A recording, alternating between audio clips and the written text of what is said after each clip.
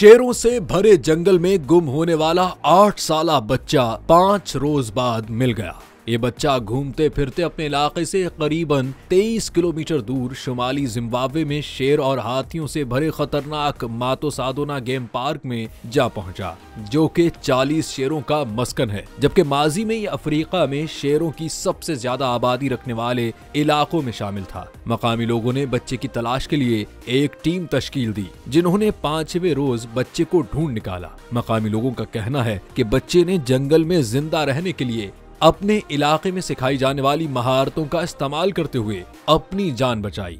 वो भूख लगने पर जंगली फल खाता और खुश्क हो चुकी नदियों की सतह को खोदकर पानी हासिल करता रहा।